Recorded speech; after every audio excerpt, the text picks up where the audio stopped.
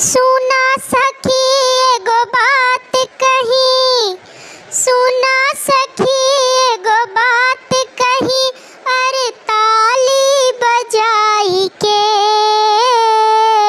दुल्हा के दुल्हा के दुल्हा के दीदी लहर लूटे गोरखपुर में आई के। दुल्हा के दीदी लहर लूटे गोरखपुर में आई के। सुना सखी एगो बात कही, और ताली बजाई के दुल्हा के दुल्हा के दुल्हा के दीदी लहर लूटे सिद्धार्थ नगर में आई के। दुल्हा के दीदी लहर लूटे सिद्धार्थ नगर में आई के। आरा बलिया घूमेली, मऊ देवरिया घूमेली, बस्ती अयोध्या घूमेली, आजमगढ़ में घूमेली। आरा बलिया घूमेली, मऊ देवरिया घूमेली, बस्ती अयोध्या घूमेली, आजमगढ़ में घूमेली। अरे भैया से हमरे बात करे, भैया से हमरे बात करे, व्हाट्सएप पे आई के दुल्हा के दुल्हा के दुल्हा के दीदी लहर लूटे गोरखपुर में आई के। दुल्हा के दीदी लहर लूटे गोरखपुर में आई के। सुना सखी एगो बात कही, अरे ताली बजाई के दुल्हा के दीदी लहर लूटे गोरखपुर में आई के। दुल्हा के दीदी लहर लूटे गोरखपुर में आई के।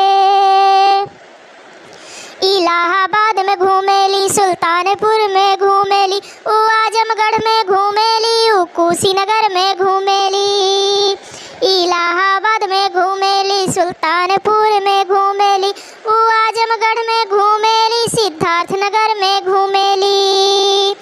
अरे भैया के हमरे बोलावेली, भैया के हमरे बोलावेली, एगो अखिया दबाई के